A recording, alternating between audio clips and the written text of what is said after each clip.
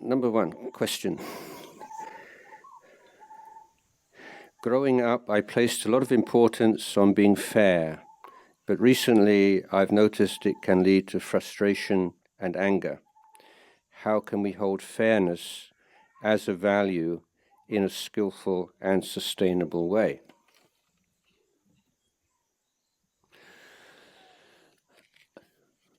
I think that fairness and being fair is another one of these kind of wriggly weasel words that mean different things to different people, and often that we use rather carelessly without examining exactly what we mean by fairness. And so, it's something, there's a real... So I don't think that there is like a universal value of fairness which can be applied in every circumstance.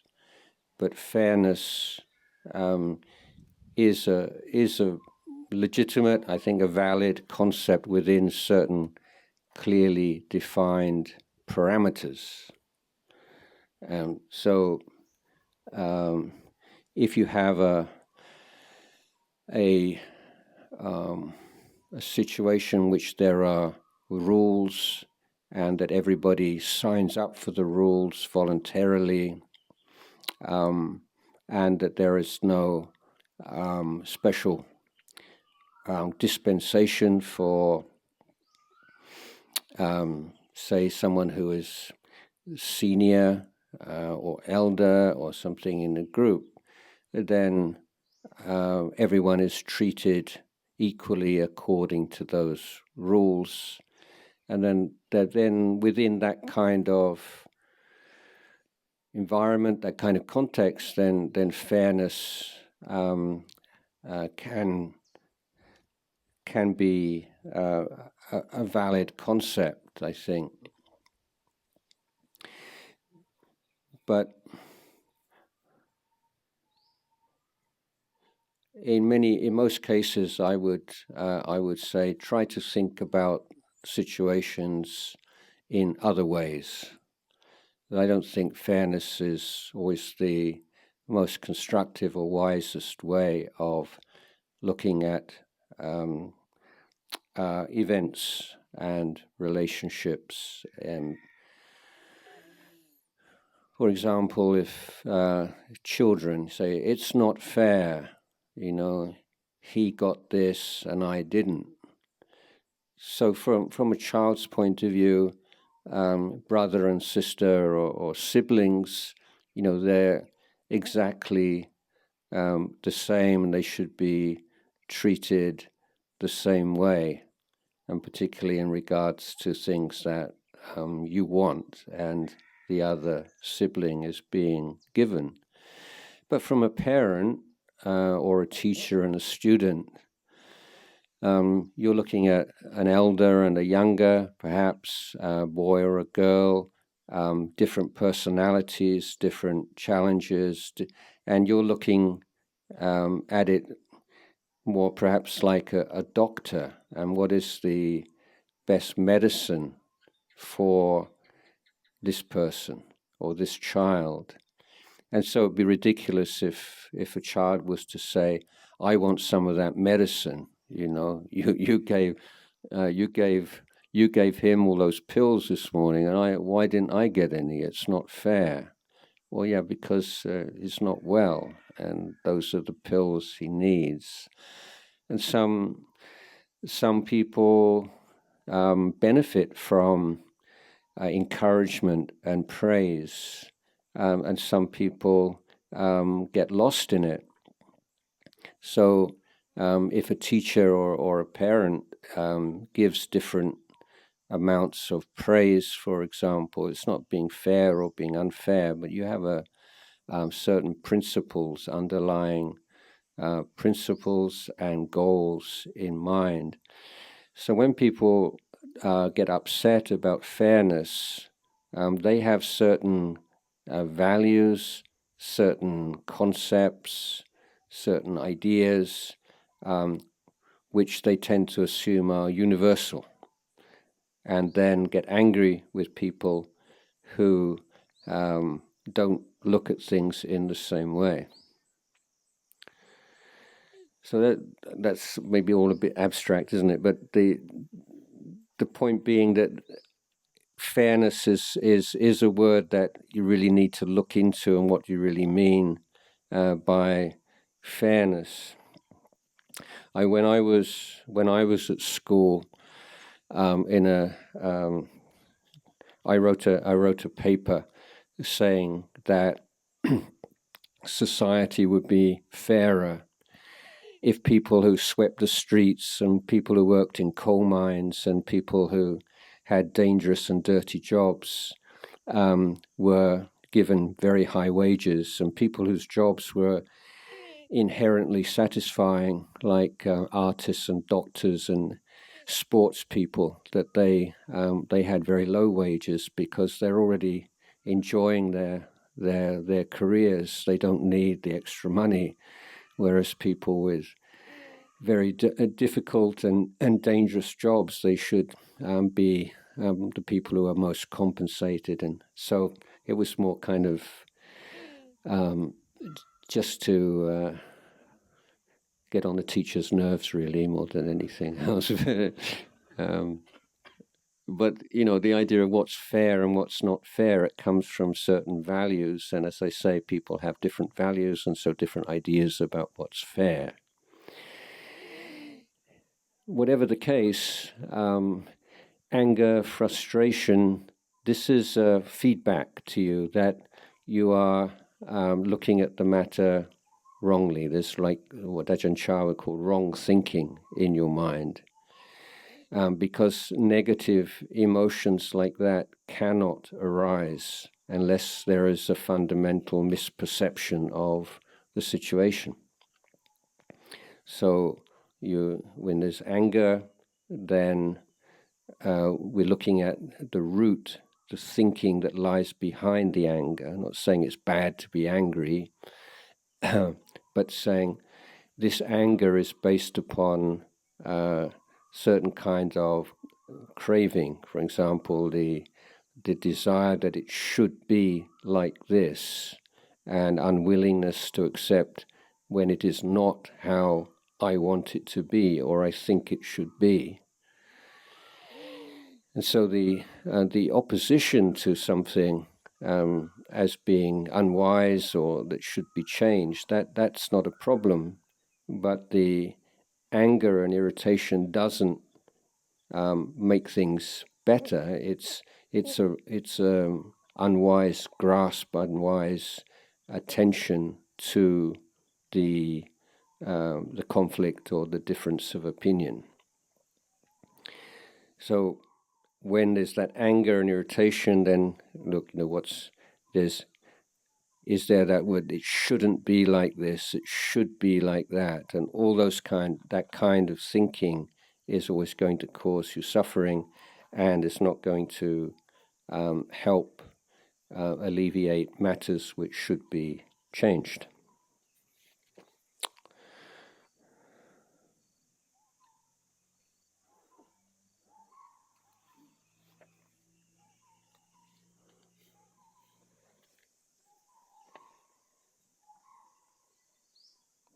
Okay.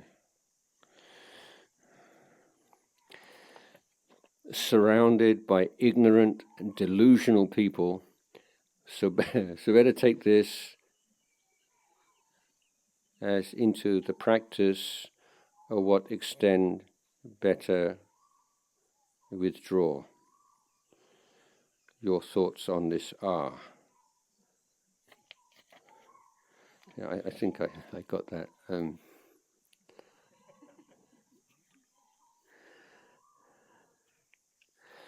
Yeah, and people are people, and people behave badly and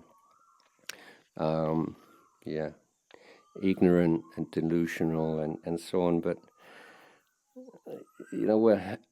we have to ground ourselves in the sense of commonality and our common humanity, that we are born, we get old, we get sick, we die, the things that it's a cliche, but it's a true, it's why it's cliche.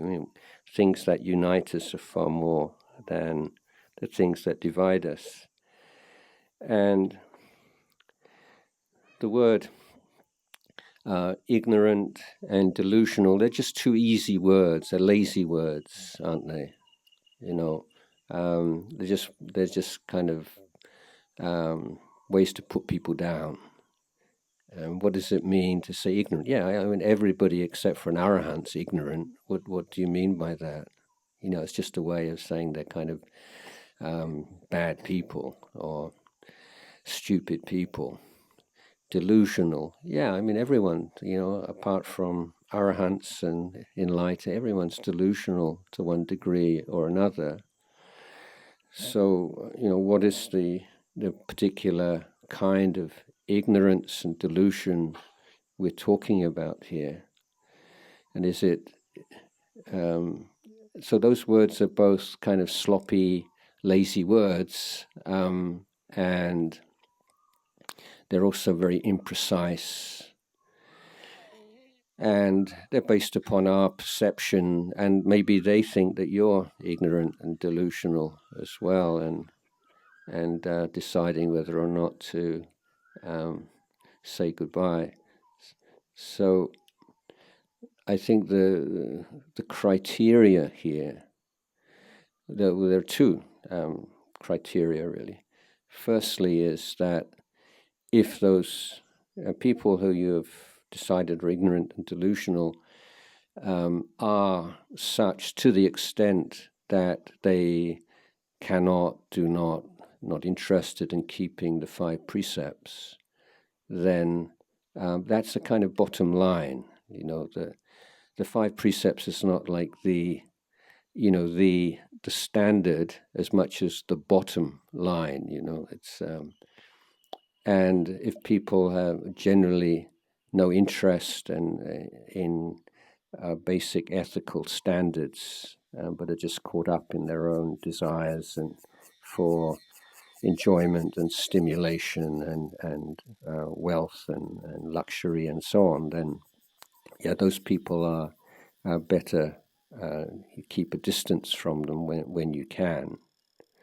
So we're taking measurable criteria, people's actions and speech, rather than our subjective judgments of them as being ignorant and delusional. The other criteria, and again, something which is measurable and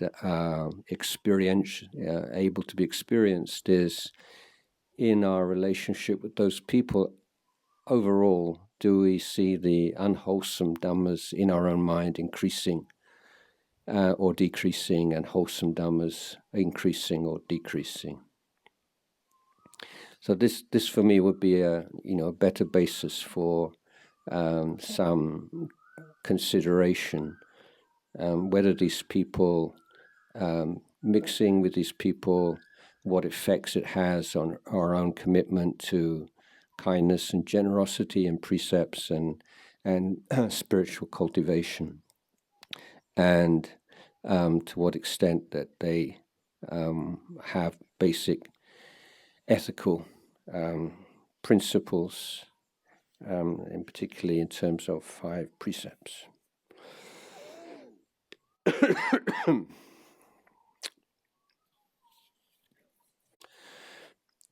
I am at a point of my practice and life where I'm able to take time off to ordain, at least temporarily. I want to do this to test the waters, to try living a monastic life, to deepen my practice and serve the monastics. What do you recommend I do next to do this in Thailand? Thank you. Good idea. Wow. Sadhu. I would suggest that that you travel around and visit a few monasteries in different parts of the country, spend a few days, different places, and just get some kind of idea of the kind of environment that you feel comfortable in, and one in which you could spend this period of ordination in the most beneficial way. So whether these are monasteries in the Ajahn Chah tradition, which are found in every part of the country, or in other traditions, but if there's no definite time by which you have to ordain and don't have that kind of time pressure, I would say take your time and go and spend time keeping 8 precepts in a few different monasteries, and then if you feel a real connection with the monastery and faith in the teacher and feel that this is a place where you could really grow in the Dhamma, then that would be the next step.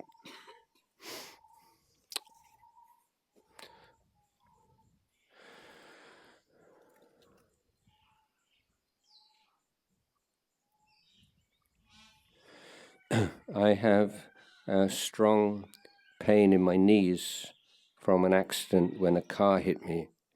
Yet I'm not an experienced meditator to easily focus on other parts of the body.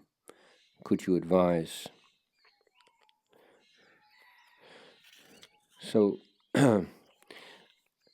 yes, so without knowing too much about the sort of the long-term prognosis and whether this strong pain is going to ease in the future, or whether it's going to be part of your life, more or less, I would say that to meditate for shorter periods of time, and to change posture, to sit on the floor if you can sit on the floor, if you can't sit on a seat, stand, and you can alternate sitting on a seat and standing, say 15 minutes sitting, 15 minutes standing, or if you can sit on the floor for a certain period of time, sit on the floor, sit on a seat, stand, sit on the floor again. So you can alternate postures. If you are able to walk, then do more walking than sitting meditation. Lying meditation is also an option and may well be a good one for you.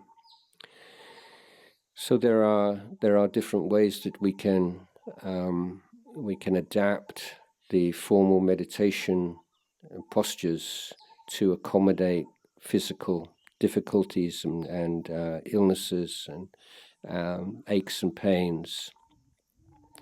Generally speaking, when we have some particular ache, pain, physical problem, then it becomes part of our Dhamma practice because it becomes a focus of many defilements. So they become visible to us. We're able to look at them more clearly because of this illness. So this illness, this pain, does have, you can say, a silver lining, in that it will tend to bring up a lot of aversion, anxiety, fear, stress, self-pity. So all these negative emotions now display themselves. We can see how these mental states arise and pass away by focusing on the physical pain.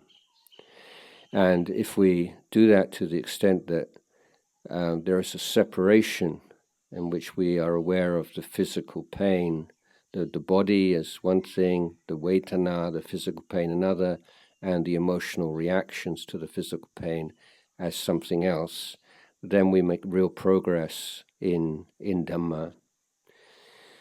And one of the underlying features of human psychology, unenlightened human psychology, is a very deep, suppressed, repressed fear of death. Although people will, if you say, right now, are you afraid of death? Well, not right now, I'm not quite enjoying myself. But, if suddenly there was a snake sort of came in, then, oh yeah, actually I am. I prefer to live than be bitten by a snake. So that fear of death is very much bound up with fear of pain. And understanding pain and fear of pain and anxiety around pain has a knock-on effect. It does reduce underlying fear of death. So there are many advantages to contemplating physical pain. Having said that, without very strong samadhi, it's a stressful, difficult practice, not a pleasant practice.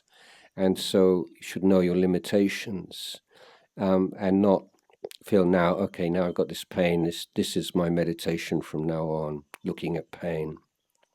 Because it's depressing, basically. And you'll probably soon find a reason to meditate less and less and not to do it at all in the end. So it's a good thing to do every now and again, and incorporate it into your practice. That every now and again, every few days, or if you're sitting many sessions a day, have one session where you're going to just sit and look at the pain. But on a general basis, the most important thing that I've been saying this since yesterday is maintaining this interest and enthusiasm and enjoyment of this whole process and training and exploration and education. So look at pain and learn from pain, just to the extent that it's not undermining that interest and chanda for practice. Otherwise, when pain, just sit with it just for a while. So it's not the moment the pain comes on, you react to it and change your posture. Just bear with it just a while, just working with it, just not being averse to it, being friends with it, and then change your posture. As I said, from maybe sitting on the floor, sitting on a chair, standing, just can rotate those three postures and be able to sit for at least 45 minutes.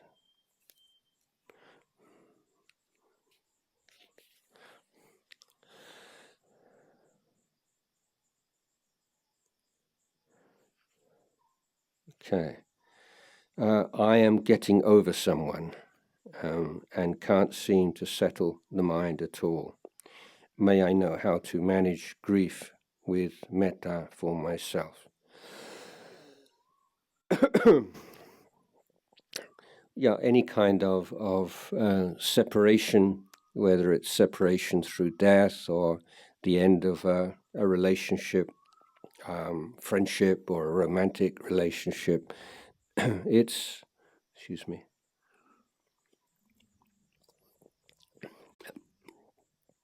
a bit miserable, and it's to use a classic kind of analogy, it's like a wound that needs to heal, and you have to be patient with it.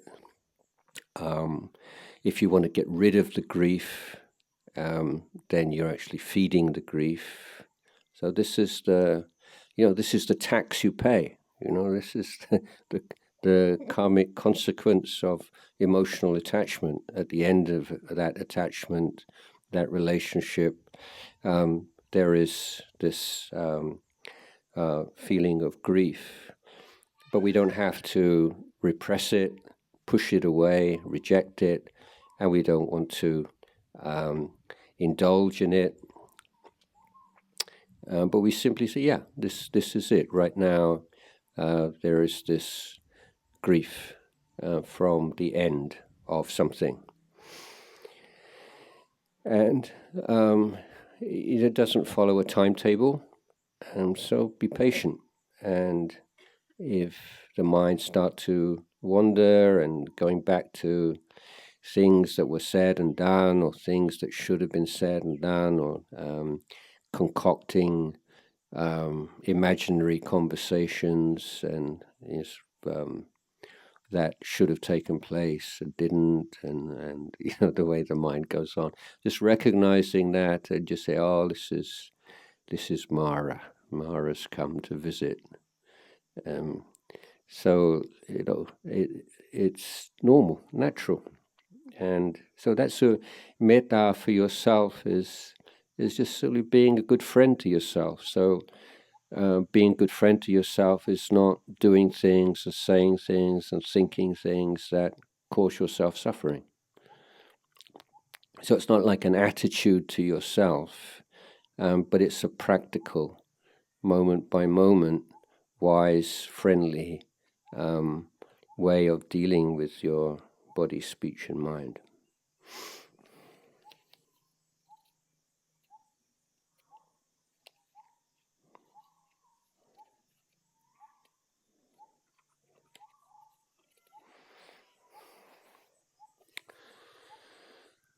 So the first 1 to 2 nights. Okay, so this is someone who came before the retreat. I woke up 5 to 6 times and my brain starts thinking. This doesn't happen at home. My goodness, what does your brain do at home? That's really interesting.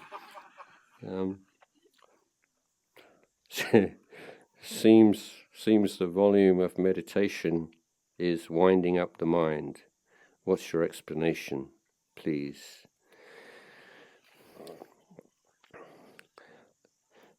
Well, to begin with, simply the change of pace, the change of place, the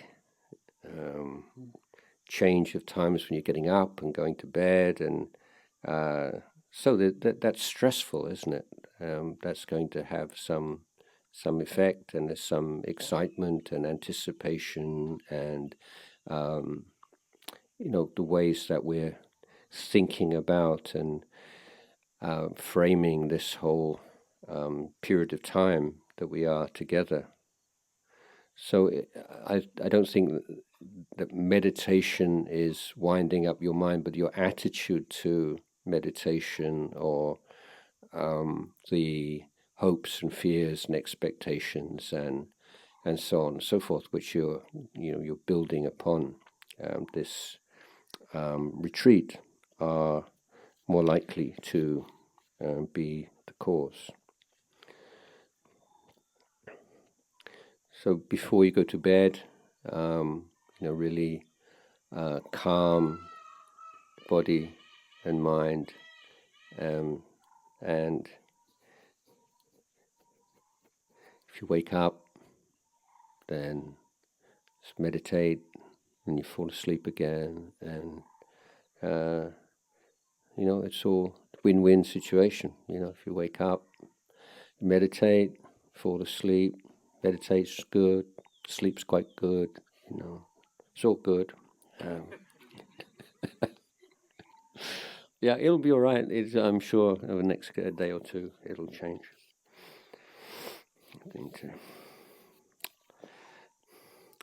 Dhamma has helped me through the past year of difficulties.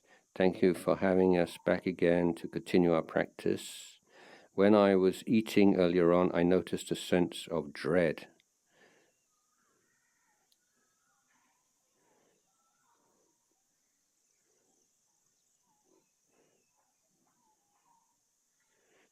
Okay. Eat, poo, repeat. Feels like daily rebirth, aging and then death on a daily basis. How do I use this to develop wisdom and peace? Thank you. Yeah, I mean, this is, part of the practice that monastics apply themselves more to than lay practitioners, looking into food and the fact that what seems very attractive on the plate, once it enters our body, it turns into something very unattractive immediately, and you don't have to wait until you go to the toilet. Simply something in your mouth, you chew it, and it's mixed with saliva, and then put it, if you don't mind, put it back onto a spoon or onto you say, would you like to eat that a second time? Well, why not? It's so the this other side of food, and the gross side of food, and toilets. In Japanese toilets, everything done for you. It's like it's almost like you're a passive consumer of the experience rather than the producer of the main reason for being there. And the decor and the music and everything is basically telling you this isn't gross. This is. And but it is kind of gross and disgusting, and it is good just before you flush the toilet, just look at what's left your body. That was part of your body just a few seconds ago, and it's produced by the things that you put into your body. The food and delicious food, and these are not two completely separate, different things. They're one and the same process at different stages. So in the practice of letting go of sensual attachments, and the Buddhist approach is not to take a kind of puritanical, that's evil, that's ugly, that's disgusting, and kind of stance, but it's saying, look at this more closely. What's going on here? Why is it that this food that's so delicious, it's in your mouth for a couple of seconds, and now it's something quite unattractive? What happens when the food passes through your body and comes out the other end? This is part of Dhamma practice, becoming more honest and willing to be aware of the physical body in all of its different aspects, not trying to focus only on the attractive aspects. And if you take off your clothes, and you just look at the clothes and the marks of sweat on the clothes, and then why do you have to wash your clothes? Because the clothes have come into contact with your body. That's the only difference between a sparkling clean set of clothes and a dirty set of clothes that need to be washed. They've spent some time with your body. And so these are just very simple observations, but keep bringing your mind back to this. This is the body. It's like this. It's there are aspects of it which are immediately attractive. There are aspects of it which are immediately unattractive. There are aspects of it which don't affect us emotionally either way. But in terms of developing a wiser, more balanced relationship to the physical body and the appetites and pleasures of the physical body, this is very helpful as a way of opening your eyes to things that generally you would try to avoid or overlook.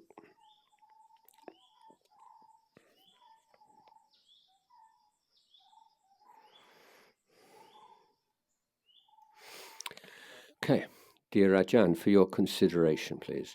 Notwithstanding, and despite the fact that we are all bound to get ill, old, and to die, isn't life itself a beautiful gift? Why does Buddhism consider birth to be dukkha? Thank you. Okay, what I don't really know what beautiful gift means. I mean, who gave it? Who gave us this gift? I mean, when you use the word gift, then there's somebody who's giving and someone who's receiving. So I'm not sure I would look at life like that. What Buddhism say? So I'm interested in language. Okay, this is a bit of a kind of a linguistic thing. In language, in Thai, in English, we have this word is. Okay, like birth is dukkha. But in the Pali language, you don't have that verb. You just say birth dukkha. In Thai, it's in some cases it's very similar. So when Westerners learning Thai, they say "Wan ni ben ron." So "Wan ni" is today, "ron" is hot, but it just sounds like sort of telegraphese, or it just sounds unnatural to say "today hot" in English. So you say "today is hot," but in Thai you don't have that. You don't have to have that is word in the middle of the phrase. So in Pali also, you say birth dukkha. So what does that mean? It's not like a one-on-one thing. Birth is dukkha. It means like everything about birth is dukkha. Just the way that you would say, like snow is white or something like this. It's not like a characteristic, a defining characteristic of and fixed characteristic of snow.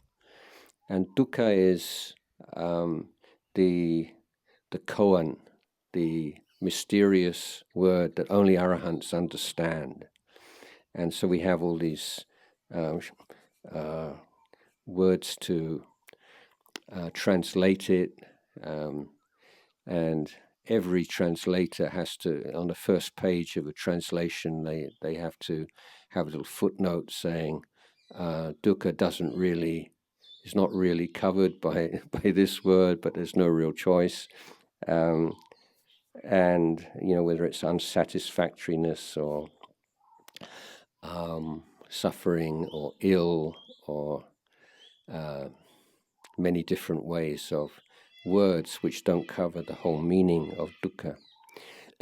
So birth, dukkha, or where there is birth, there is dukkha, maybe we could say it like that. So that's not like a one-on-one thing. We're saying that birth includes, birth implies, birth is always accompanied by dukkha of one level or another, and dukkha itself, are different kinds of dukkha. So, when you use the word suffering or something, then it sounds very easy, like some kind of pessimistic dismissal of this wonderful world. But I think one phrase which I might paraphrase this is, life is not easy. Okay? That I think that's quite reasonable translation for, life is dukkha. Life's not easy.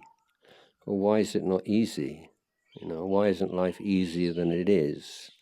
Well, because we get old, we get sick, we die, we're separated from the things we like, we're united with things we don't like, and so on and so forth. So life is not easy. But the Buddha says life could be easier, and life could be easy because the dukkha that we experience is not a gift or a curse from some spiritual ultimate being. It's not a punishment, but it is a function of a lack of understanding or wrong understanding of what this is right now.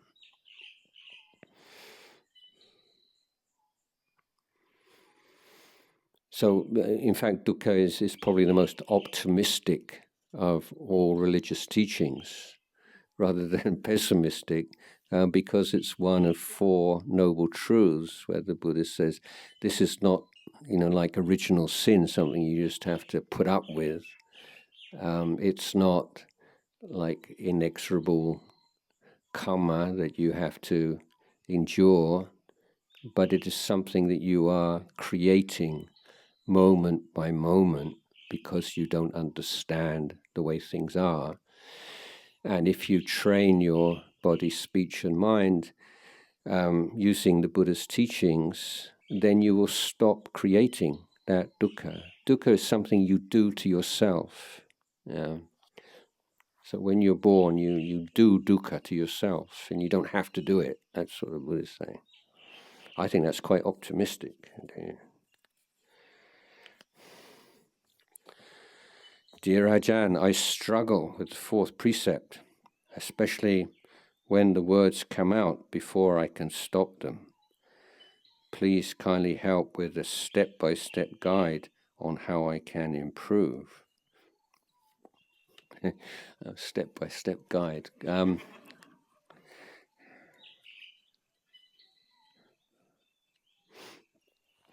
long-term, you have to shift your default mode from talking to not talking. So for most people, their default is the moment somebody says something, they have to say something. That's their default. But through practice, mindfulness, meditation, you will observe that your default mode moves, and there's not that immediate pressure to respond, to say something, to express yourself. And so that's long term.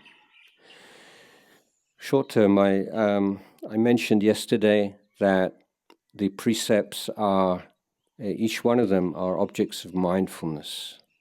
Okay? So they're not commandments. There are trainings that you take upon yourself voluntarily. And with the fourth precept, if we take it in its most bared down, like stripped down form, not to lie, simply that, as something you bear in mind. So this is what mindfulness means. It's not bearing something in mind, not forgetting something. It's right there, like in the front drawer of your mind. And so in any situation, then it's there. When you're in a conversation, at the back of your mind, or I said the front of your mind, but right there, present with you, is this commitment not to lie. And it provides the boundaries for your speech. I'm just trying to think of an analogy. Maybe it's like, say maybe you're going into a shopping mall, and you've got a certain budget. Let's say you've got cash. You're not using a credit card.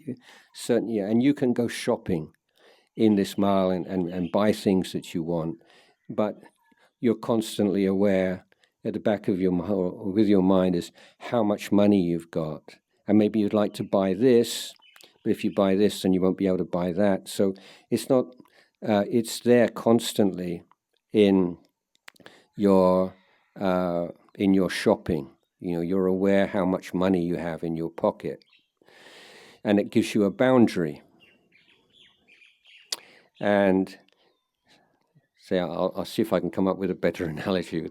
But with in speech, and so taking this mindfulness of the commitment not to lie, that's your boundary.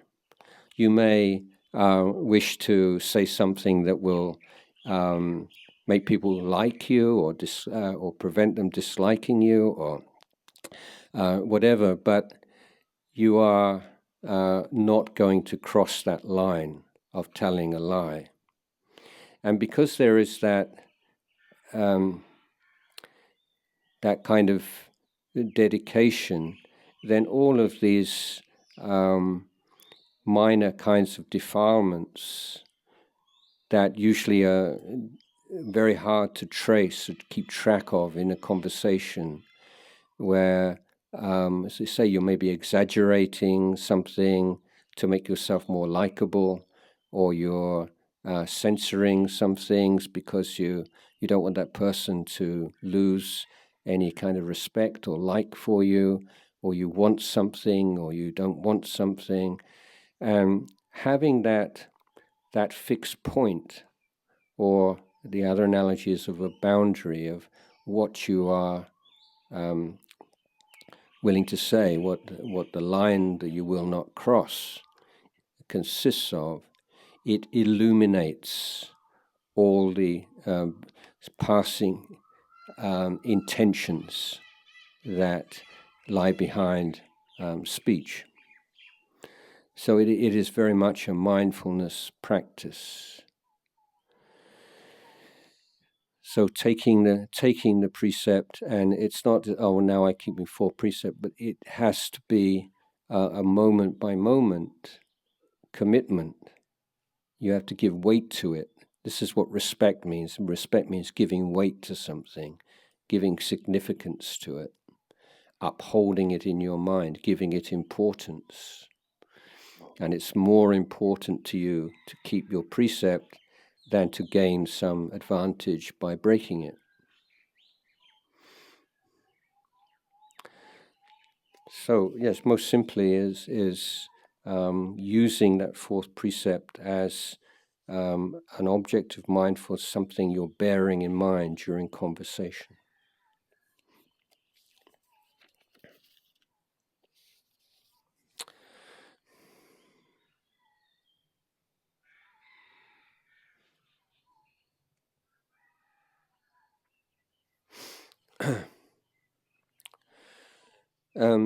During sitting meditation, I sometimes, being aware and continuity of the breathing, or continuing the breathing, but not so awake. Where does awake fit in? What is the feeling of awake? Well, the word Buddha literally means awake. So the Buddha is the awakened one. The idea that most we can characterize most consciousness, unenlightened consciousness, as analogous, similar to a dream in many ways. And the Buddha is someone who awakens from the dream. Generally, using it to, and the way that I use the word awake is influenced by that, and the word awake points the way towards that Buddhist knowing. But subjectively, how it feels, it points to the kind of clarity and vitality and freshness of knowing. Sometimes there is a knowing, but there's a kind of sluggishness to it, and stiffness to it. And those are aspects of the third precept.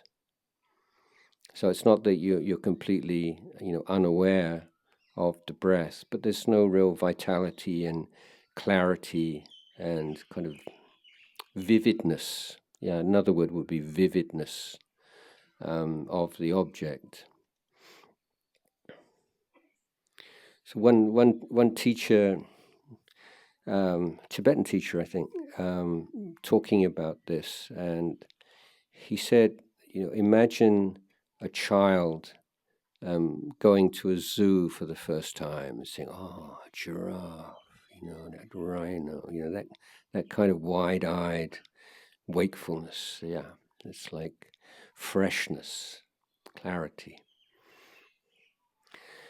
So try to, evoke that or recognize to what extent that is present or not present as you're being aware of the breath.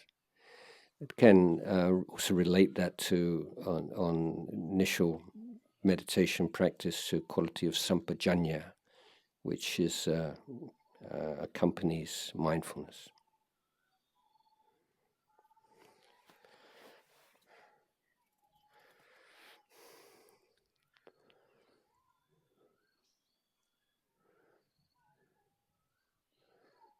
Okay, what's a good chant for newlyweds? Would Anumotana Yata be appropriate to chant by lay people to bless the young couple? I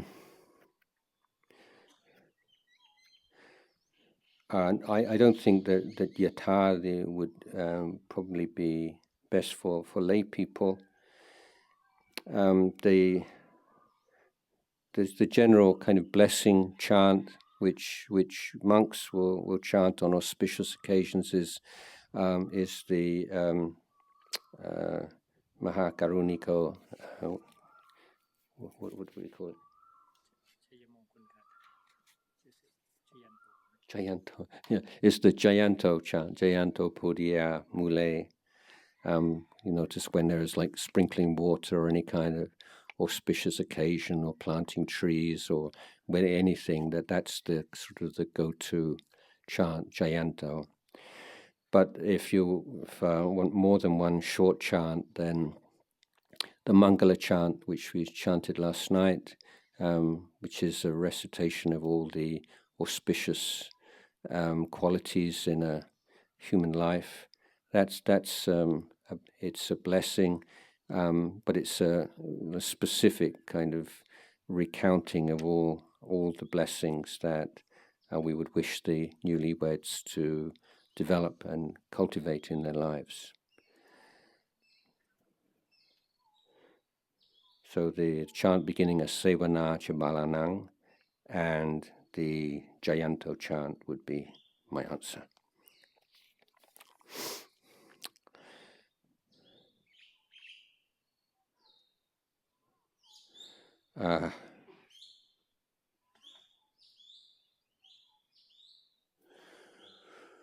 What are your thoughts on divorce? What if my partner keeps making promises to do something, to change, but also keeps breaking them? The continuous feeling of disappointment somehow causing me to be not trusting my partner anymore. To what extent should we lose ourselves versus love the partner?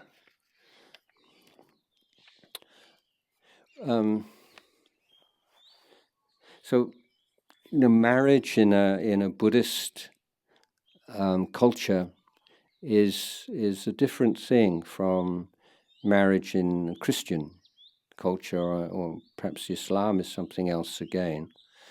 So, as you probably know, in Christian culture, then marriage is it's a religious ceremony originally. I mean, now you don't have to go to church and be married by priests, but that was for most of the history of Christianity the case. And so you are making you're making promises to each other in a religious ceremony in the eyes of God. And for this reason, divorce has always been a huge problem in Christian countries, and illegal except under really dire circumstances, or unless you're very rich or you're a member of a royal family or something like that, where you have certain unfair dispensations. But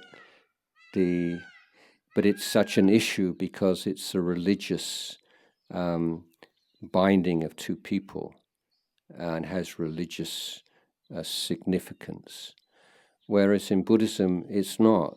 It's just an agreement between two people. Yeah, we love each other. We want to we want to make some long-term commitment to each other. So although Buddhist marriages have taken on many of the sort of flavor and characteristics of Christian marriages, ultimately it's not the same thing, and it's not like bad karma. It's not like the Buddha's going to punish you, or is there some terrible thing that's going to happen to you if you divorce. So it's not a religious issue.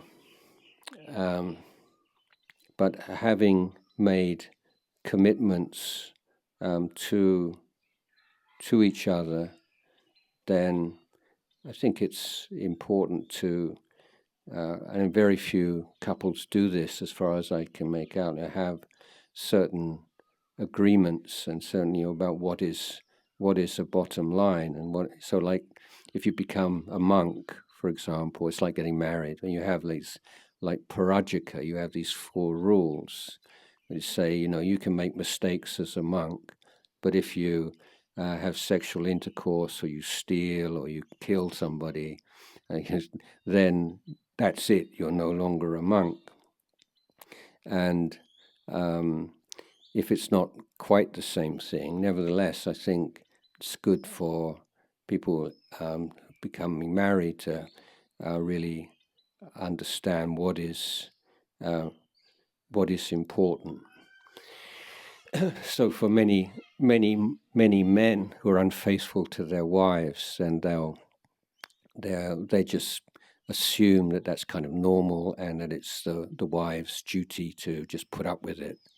That's not necessarily how the wife feels, but often she's never made that clear, how important it would be to the continuance of their marriage if a husband was to be unfaithful.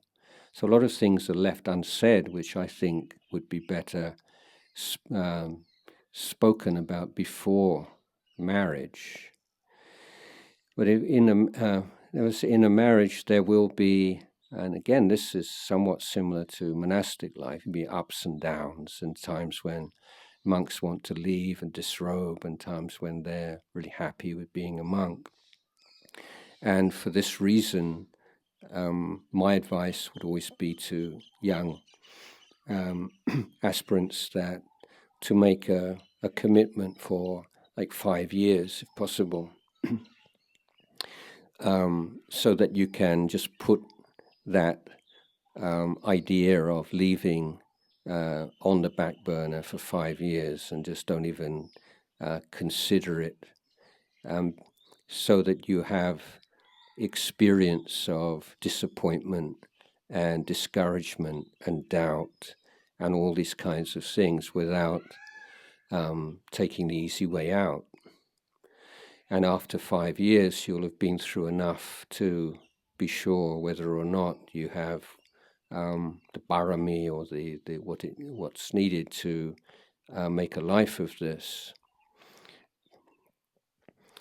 And I think with marriage, it's good to have a certain length of time. There will be these periods of blissful periods and periods of disharmony and periods of mutual recrimination and anger and disappointment and so on. But that I think it's a good idea to have something like a parajika. Well, if this happens, that's it. But also generally commitment for a number of years before making any decision that this is a bad idea. And these days, because of a sort of consumer lifestyle, and that people looking on almost every aspect of their life, like transactions and consumption, and so like this is a bad choice. Well, just stop and get something else, get something better. And I don't think that's a very healthy attitude. So in the case of divorce, if a couple have been through ups and downs over a number of years, then 5 years or maybe 10 years, then you have a pretty good idea of how things are going to pan out over the next 10 years. If someone has consistently made promises to change, and then as soon as things relax a little bit, go back to their old ways, and that's been happening again and again, not just once and twice, but it's a recurrent pattern, or someone's aggressive and behaves badly in various ways again and again and again over a period of years, and it's really extremely unlikely that they're going to change. Then for me, I think divorce seems quite a reasonable option. There are other factors, of course, whether or not there are children and other financial considerations, and and usually these are the things that have kept women in unhappy marriages more than love, just practical considerations or fear for the future of their children.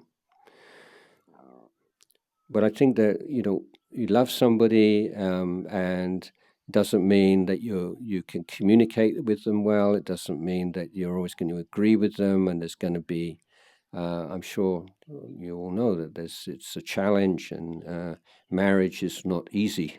So if I say marriage is suffering, you say, "Oh, Ajahn, that's really tough." So I'll say marriage is not easy. But after a number of years, then, as I say, if there are these like recurrent, chronic problems and patterns again and again and again, and there's no genuine effort on the other side to do something about that, then it may well be a good option. But then it really depends. I'm not making a general statement here, but it's not like bad thing as such in the way that it would be considered so in most Christian cultures, for example.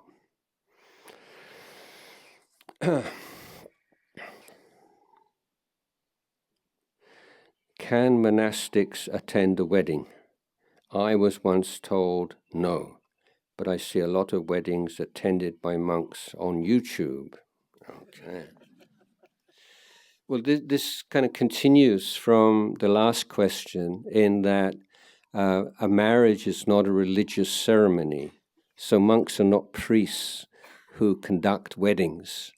But Buddhist families will often invite monks to come to chant as a blessing, or perhaps for a senior monk to give some advice to the newly married couple. So it becomes incorporated into the wedding proceeding. So it's not part of the legal tying of the knot or the signing of the papers or whatever. But it's a way of honoring the Buddhist faith and the Buddhist refuge of the family, and as I say, to have monks come to offer blessings and teachings is considered highly auspicious. But monks are not, as I say, conducting marriages.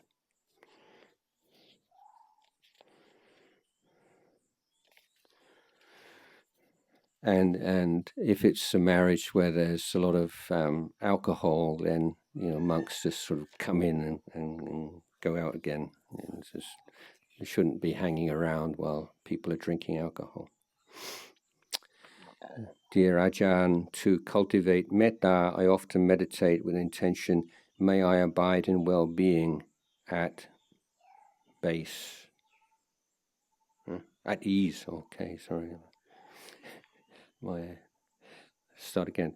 May I abide in well-being, at ease, and also to all beings. To be honest, these feel only as words.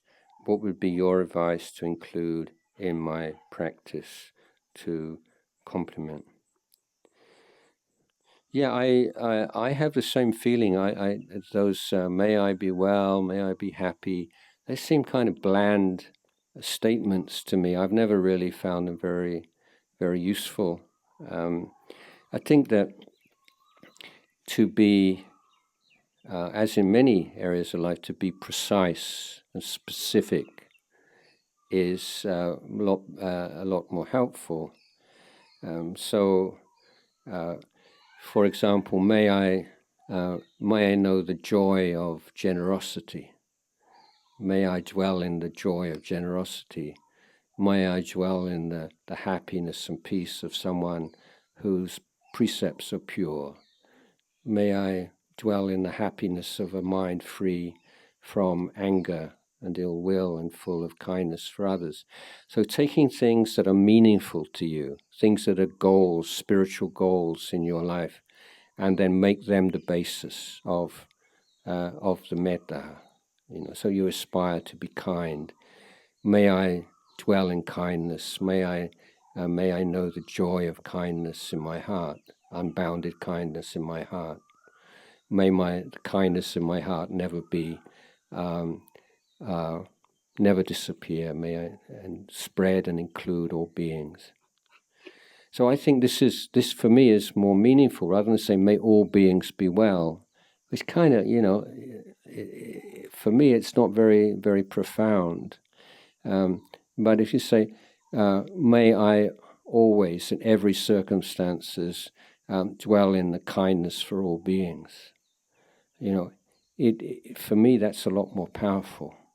So making it more subjective and meaning more specific and more meaningful.